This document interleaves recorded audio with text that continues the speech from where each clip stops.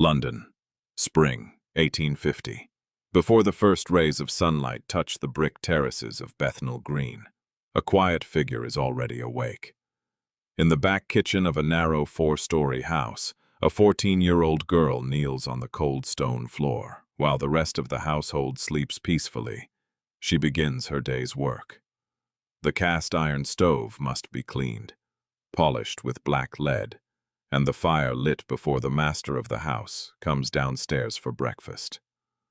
Every morning follows the same routine. The ashes are cleared away, the grate is scrubbed, and the fire is carefully prepared. There are still 2 hours before anyone else in the house will ask for their first cup of tea. She is known as a maid-of-all-work, the only servant in a home shared by 7 other people. Although no one notices her endless labor, she is the unseen force that keeps the entire household running. This story has been carefully reconstructed using artificial intelligence and historical records, including parish registers, rate books, the sanitary surveys of the Metropolitan Commission of Sewers, the writings of social investigator Henry Mayhew, and the surviving diaries and testimonies of Victorian maidservants. If you enjoy stepping back into forgotten worlds brought vividly to life, welcome to Storyriem. Subscribe, leave a like, and turn on notifications. Every week we uncover another remarkable chapter from history. By 1850, London had been the largest city on Earth for more than 20 years, having surpassed Beijing around 1827. Nearly 2.5 million people, now called the city home. 2.5 million lives, 2.5 million tea kettles, 2.5 million coal fires. Yet on this particular morning, our story focuses on just 18 feet of brick frontage. A single lower middle-class terrace house tucked away in Bethnal Green. Everything begins behind one narrow front door. The house stands on a street built only 5 years earlier, during the rapid eastward expansion of London in the 1840s. Developers such as Joseph Higgs and Robert Wright filled the area with long rows of modest brick terraces for bookkeepers, junior clerks, warehouse supervisors, and other respectable workers who could no longer afford to live farther west. The man who rents this house earns about £200 a year, a respectable lower middle-class salary in Victorian England. It is enough to support his wife, their 5 children, a lodger renting the small room on the 3rd floor, and 1 live-in servant. 8 people live under this roof, but only one of them keeps the household alive from dawn until midnight. She is slight and thin, with rough hands and tired eyes. She wears a faded gray print dress, her sleeves rolled to the elbows, and a coarse Hessian apron tied tightly around her waist. The cap she wore yesterday is already stained from endless hours of work. Her name is almost forgotten, and perhaps that is the point. There were tens of thousands of girls just like her across London. Many had left villages in Hertfordshire, Suffolk, and the Welsh borders in search of work. Most labored for 16 hours a day in exchange for little more than a bed, simple meals, and perhaps £8 a year. A few years later, one of those young servants, a Shropshire maid named Hannah Culwick, would begin writing the secret diaries that have become one of the most valuable records of domestic life in Victorian England. Through voices like hers, we can still hear the rhythm of lives that history almost allowed us to forget. The diaries had not yet been written in 1850, but the rhythm of this life was already set. Every morning followed the same relentless routine.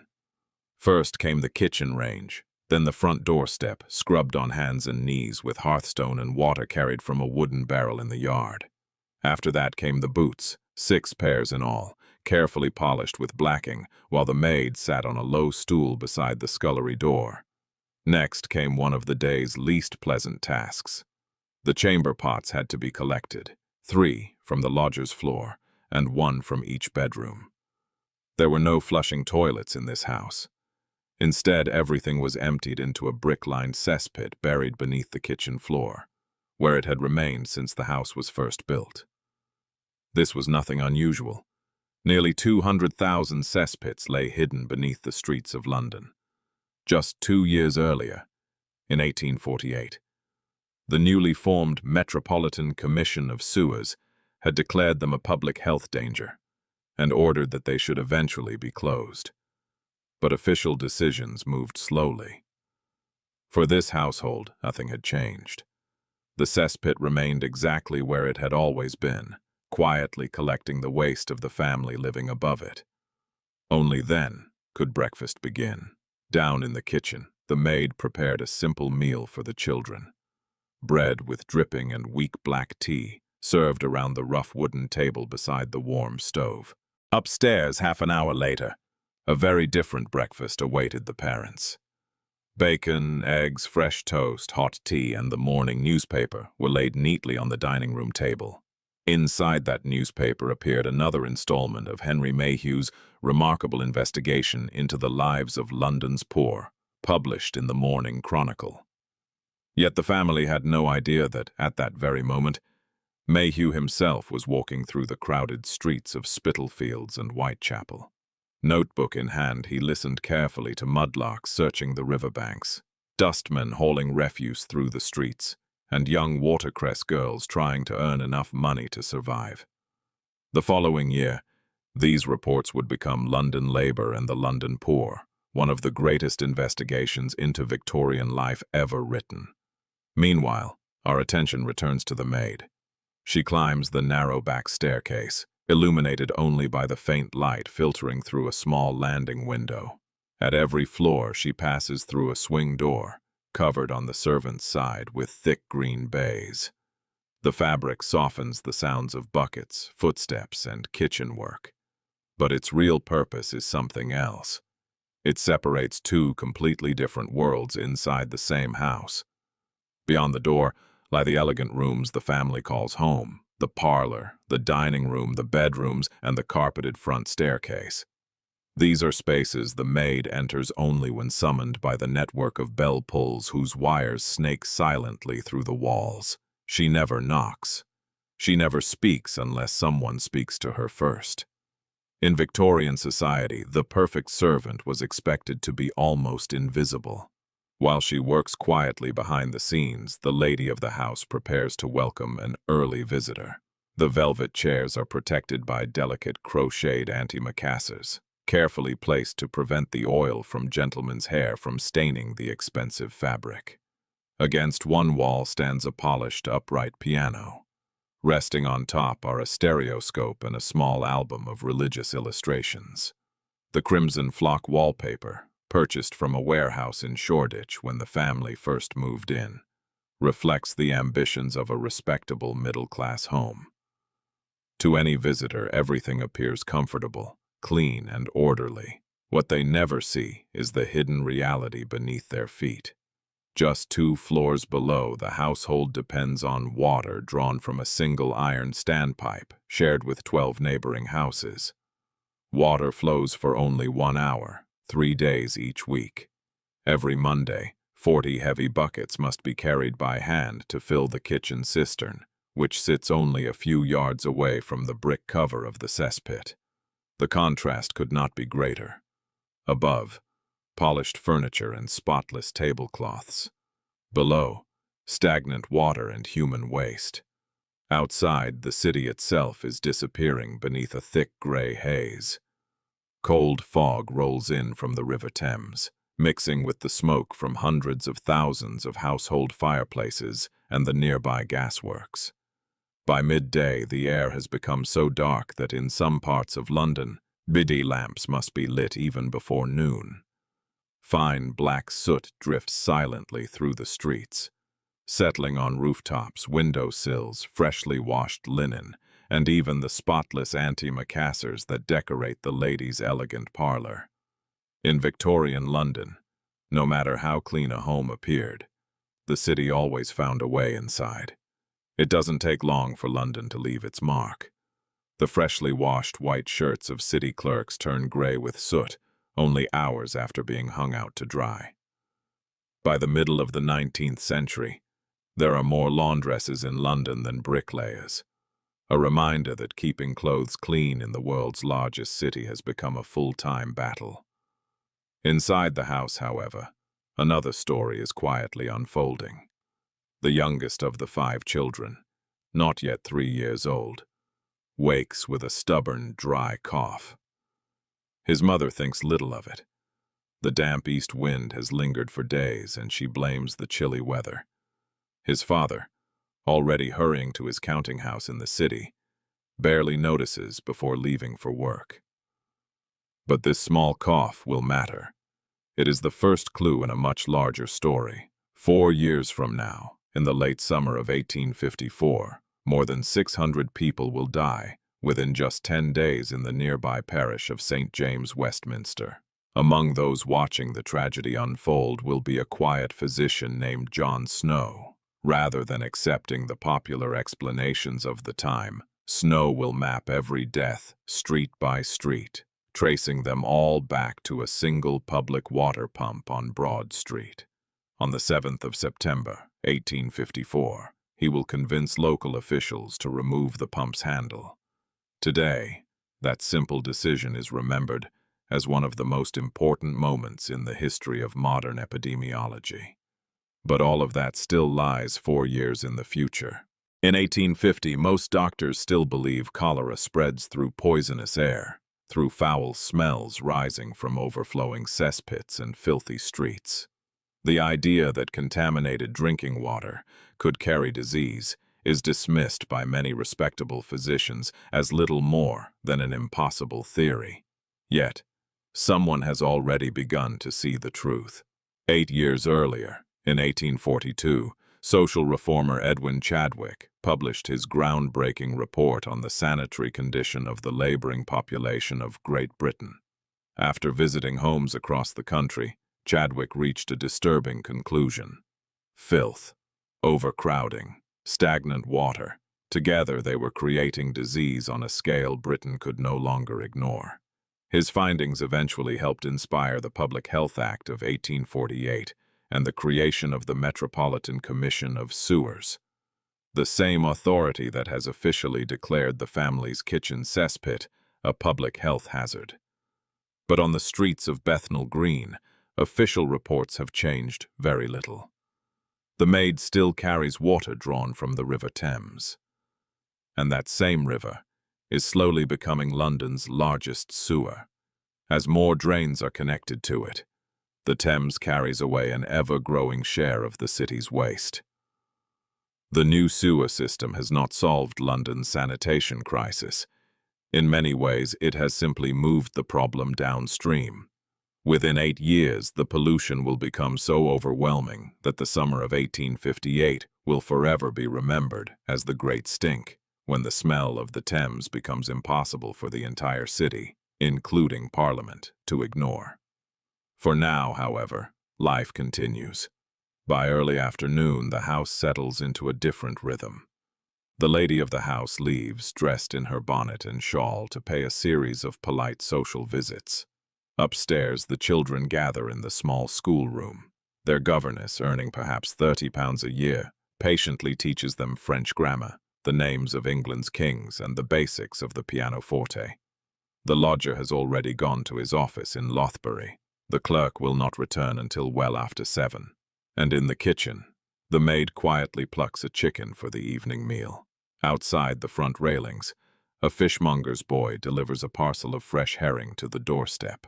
From the street drift the familiar sounds of Victorian London, the milkman's call, the rumble of a coal wagon, the cheerful bell of the muffin seller, and, floating above everything else, the distant bell of the parish church, striking 3 o'clock.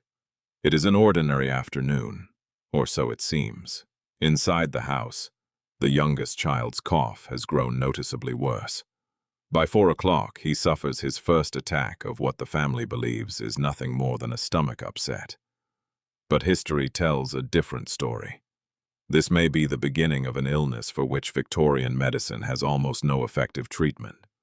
The mother returns home and immediately sends the maid to the neighborhood chemist for a bottle of laudanum. A few drops are mixed with brandy and water before being carefully fed to the child. Soon afterward, he drifts into an uneasy sleep. Whether he recovers or not, we are never told. And perhaps that uncertainty says more about life in Victorian London than any ending ever could.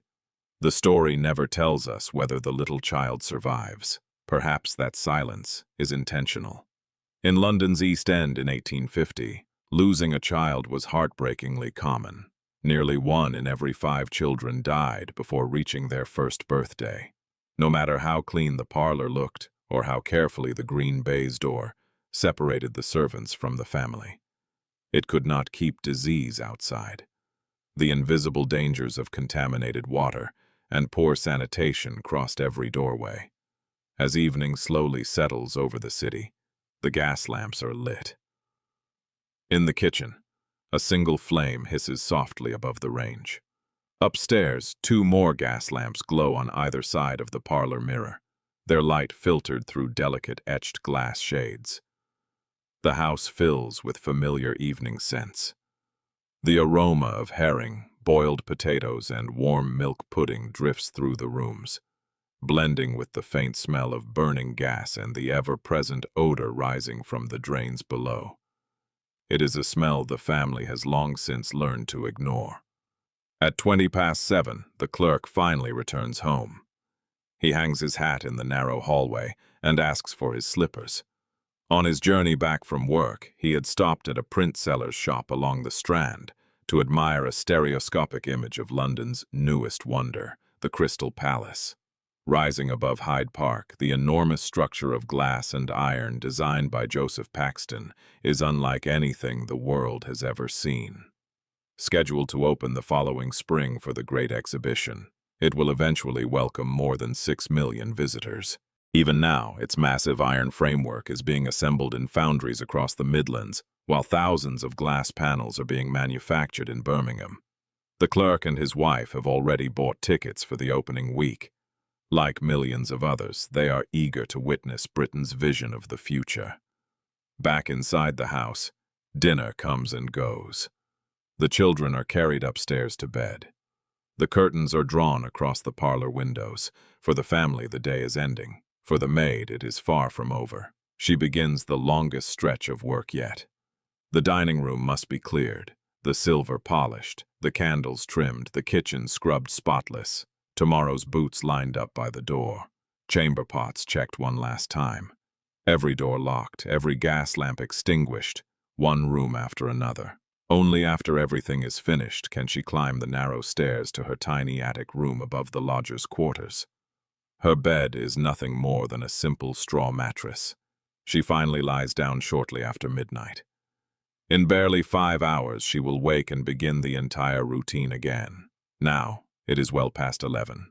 The house has fallen completely silent. The story quietly leaves the front door and steps into the streets of Victorian London. The fog still hangs in the air. Gas lamps line the pavement, each surrounded by a soft halo of yellow light. A police constable walks steadily through the mist, his tall leather helmet barely visible in the darkness. Then another figure appears, a chimney sweep, makes his way home from the West End with a small boy asleep across his shoulders. The child cannot be more than 8 years old. His face, clothes, and bare hands are stained black with soot from head to toe. 10 years earlier, the Chimney Sweepers Act of 1840 had made it illegal to send anyone under the age of 21 up a chimney flue. But laws written in Parliament were one thing. Life on London streets was another. Across the city, thousands of climbing boys were still risking their lives inside narrow chimneys every single day. The camera turns one final corner. The story comes to an end. One final image remains. A quiet gas-lit street, rows of brick terraces fading into the night, and the lonely figure of the chimney sweep disappearing into the fog. Then our thoughts return to the house we have just left behind. The elegant parlor, the carefully arranged antimacassars, the exhausted maid asleep beneath the roof. And beneath it all, the hidden cesspit that supported the entire household. One final question lingers. What did the word home really mean in the most modern city on earth? It meant living above your own waste. It meant comfort built upon invisible labor. It meant that the spotless tablecloth in the parlor and the polluted water beneath the kitchen belonged to the very same address. It would take decades before that contradiction began to disappear. Two devastating cholera epidemics. The Great Stink of 1858, the groundbreaking discoveries of John Snow, the engineering genius of Joseph Bazalgette, the social reforms championed by Octavia Hill. Only then would London slowly begin to transform into a healthier city. Until that day arrived, appearances mattered more than reality. The family enjoyed the comfort of their home. And quietly, unseen by almost everyone, the maid in the back of the house kept the entire city running.